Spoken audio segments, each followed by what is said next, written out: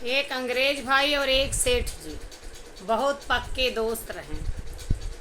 अंग्रेज भाई परेशान रहे हमरे इंडिया वालन के काम करे से। उनके ऑफिस में जितना कर्मचारी रहे सब लेट पहुंचत रहे। ऐसा हमार सबके तो विशेषता है कि हम सब समय पर कहूँ ना पहुँचे, तो कैसे आदत छोड़ दी।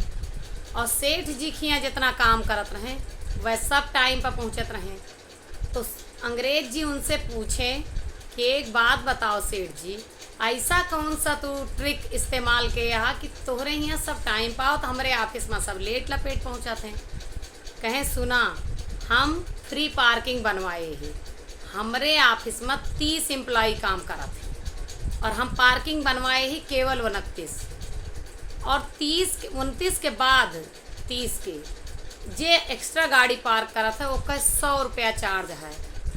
तो ये लिए सब समय ना है, समय से पहले पहुँचाते हैं पार्किंग में अपन गाड़ी खड़ी करे फ्री के। अंग्रेज जी प्रणाम कहें सेठ जी का।